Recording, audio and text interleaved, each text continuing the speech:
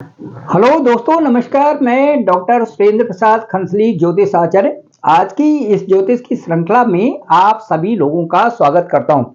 दोस्तों, आज ही एक हम बिल्कुल नए टॉपिक को लेके चलते हैं और इस टॉपिक का नाम है नवमांस कुंडली। जो आपकी कुंडली जो हॉरोस्कोप होता है और इसके साथ साथ में जो नवमांस कुंडली होती है, इन दोनों का परस्पर बहुत ज़्यादा महत्व है। दोस्तों, मैं जानना चाहूंगा कि जब भी आप किसी भी कुंडली के मिलान के लिए जाते हैं, तो उस समय जब आप जाते हैं किसी ज्योतिषी के पास जाते हैं, तो वो जन्म कुंडली तो देखते ही देखते हैं, साथ में उसका एक नवमांस कुंडली भी बना लेते हैं, या फिर जो आप ले गए हैं उसी से नवमांस कुंडली देख लेते हैं। नवमांस कुंडली से भी कई ज्यादा महत्व उस समय हो जाता है जब कुंडली मिलान के लिए आप किसी ज्योतिषी के पास जाते हैं। नवमांस कुंडली का मतलब ये है कि नौ अंश मतलब एक राशि को 9 भागों में विभक्त किया जाता है। तो जैसे कि 9वां अंक भाग्य को डिनोट करता है। जन्म कुंडली में जो 9वां स्थान होता है, जैसे ये कुंडली है, इसका जो 9वां भाव है ये भाग्य स्थान गिना जाता है, इसे कहते हैं भाग्य स्थान। और जो नवमांस कुंडली है, वो कुंडली उसको भाग्य का भी 9वां अंश होता है, मतलब भाग्य का भी भाग्य, इसलिए इसे एक्सरे भी कहा जाता है। कुंडली का एक तरफ से एक्सरे निकालना कहा जाता है। तो इसीलिए जो है इसका बहुत महत्व बढ़ जाता है। नवमांस कुंडली क्या है, इसके बारे में बात करेंगे। ये कुंडली का 9वां भाव जो है भाग्य है। नवमांस कुंडली में ये भाग्य का भी भाग्य गिना जाता है, इसके भी 9 भाग किए जाते हैं। और कुंडली जो यदि आपकी जन्म कुंडली है और ये आपकी नवमांस कुंडली है, तो जन्म कुंडली में यदि कोई ग्रह कमजोर होता है और नवमांस कुंडली में वही ग्रह जो बलवान होता है, तो वो अधिक लाभ देगा। दशा और अंतर्दशा जब उसकी आएगी तो उस समय लाभ की ज्यादा लाभ की प्राप्ति होगी। इसी तरह से यदि यदि आपके इधर जन्म कुंडली में कोई भी ग्रह उस कमजोर है या नीच का है, और वही ग्रह जो आपकी नवमांस कुंडली में उच्च का है या बलवान का है, उसकी डिग्री ज्यादा अच्छी है, तो जब उसकी दशा और अंतर्दशा आएगी तो नवमांस कुंडली के हिसाब से ज्यादा अच्छा फल मिलना शुरू हो जाएगा। इसलिए जो है मैं ये जानना चाहूंगा, यदि लग्न वहां पर कर्क है और नवमांस कुंडली में भी कर्क लग्न आ गया, तो वर्गोत्तम कुंडली मानी जाती है।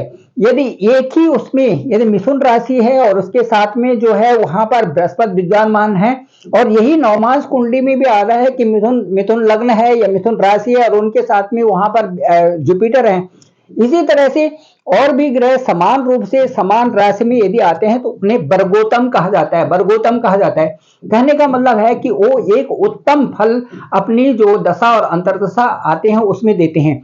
इसलिए मैं कहूंगा कि जो नवमांस कुंडली है एक प्रकार का एक्सरे है, एक प्रकार का भाग्य का भी भाग्य खुलना है।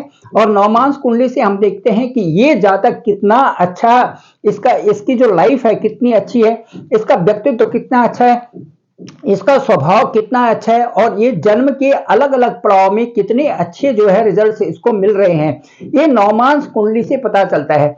तो कुंडली का जो नवमांस कुंडली है वो बहुत ही ज्यादा इंपॉर्टेंट बन जाती है। अब आइए देखते हैं हम कि जो नवमांस कुंडली है वो इतनी इंपॉर्टेंट क्यों है, और इसका जो महत्व इतना ज्यादा क्यों बढ़ जाता है, उसके मैं बताऊंगा कि प्रत्येक राशि के जैसे ये 12 राशियां हैं, तो ये जो है और 9 ग्रह हैं, इस प्रकार से जो ये राशि हैं, एक राशि के 9 भाग किए जाते हैं, ठीक 9 भाग। अब 9 भाग कैसे होते हैं, मैंने पिछले ही बताया था कि जो एक जो भाग होता है, एक नक्षत्र होता है, जैसे एक राशि बनती है, जैसे कि नौ भाग के नक्षत्रों से। नक्षत्र के जो चरण होते हैं, एक नक्षत्र के 4 चरण, दूसरे नक्षत्र के 4 चरण और तीसरा नक्षत्र का 1 चरण, इस तरह से 9 चरण हो गए, उनकी बनी एक राशि। तो वैसे ही एक राशि को हम 9 भागों में विभक्त कर देते हैं। तो इसमें जन्म कुंडली में जो भी राशि जहां पर होती है, उसको लग्न निकालने के लिए हम उसको 9 भागों में विभक्त कर देती हैं, और जो नवा अंश होता है उससे हम जो है नवमांस कुंडली का लग्न बना लेते हैं। उसके नवे नवे भाव से हम नवमांश कुंडली का लग्न बना लेते हैं। अब कैसे वो इस तरह से होता है, जैसे नवमांश कुंडली में जो सबसे पहला भाग होता है वो होता है 3 डिग्री और 20 अंश का। पूरा एक एक जो राशि होती है ये 30 डिग्री की होती है, पूरी एक राशि 30 डिग्री की होती है। 30 डिग्री ऐसे करके 360 डिग्री का ये 12 की 12 राशियां होती हैं। अब मैं बताऊंगा कि एक राशि होती है, ठीक, एक राशि होती है 30 डिग्री की, उसको हम 9 भागों में डिवाइड कर देते हैं, और 9 भागों में डिवाइड करने से एक एक जो भाग आता है वो 3 डिग्री और 20 अंश का आता है। दूसरा जो नवांश आएगा, दूसरा नवांश आएगा 3 डिग्री 20 अंश से और 6:40 तक का। 3 20 और 3 20 जोड़ देंगे तो 6:40 आ जाएगा, 6 डिग्री और 40 अंश। इसी तरह से जो तीसरा नवांश आएगा वो आएगा 6 डिग्री 40 अंश से और 10 डिग्री तक का। उसके बाद जो चौथा नवांश आएगा वो आएगा 10 डिग्री से और 13-20 तक का। पांचवा नवांश जो आएगा वो 30 डिग्री 20 अंश से आएगा और 16 डिग्री 40 अंश का। छठा नवांश आएगा 16 डिग्री 40 अंश से और 20 डिग्री का। सातवां नवांश आएगा 20 डिग्री से और 13 डिग्री 20 अंश का। आठवां नवांश आएगा 23 डिग्री 20 अंश से 26 डिग्री और 40 अंश का। इसी तरह से जो नवा नवांश होगा वो होगा 26 डिग्री 40 अंश से 30 डिग्री तक। इस तरह से एक राशि की हमने जो गणना की वो 9 भागों में डिवाइड कर दी और उससे हमने नवमांश कुंडली बना दी।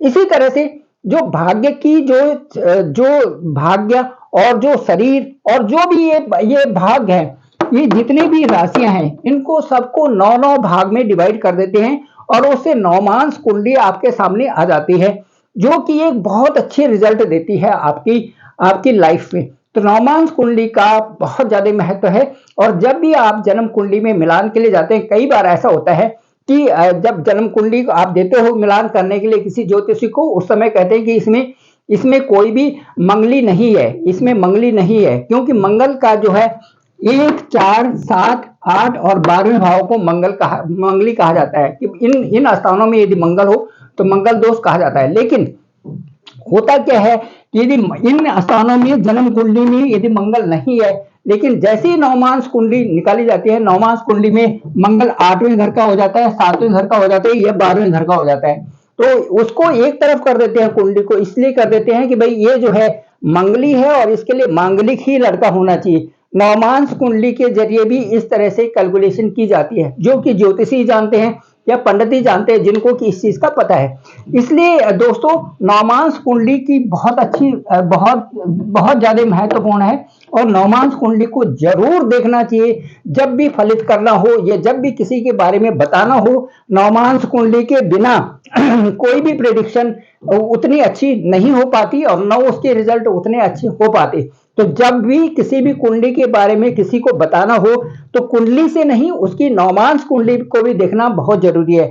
Thank you very much. मैं डॉक्टर सुरेंद्र प्रसाद खंसली, ज्योतिष आचार्य, और मेरा डिस्क्रिप्शन पे नंबर है 9868280191। आप मुझे अपनी कुंडली के विश्लेषण के लिए भेज सकते हैं और मुझे बताएं कि आपकी कुंडली में क्या है और आप किस तरह से राइज करना चाहते हैं। मैं आपको उस चीज का जरूर बताऊंगा। आप मुझे कॉल करके देखिए, आपको जरूर कॉल का रिप्लाई मिलेगा। Thank you very much.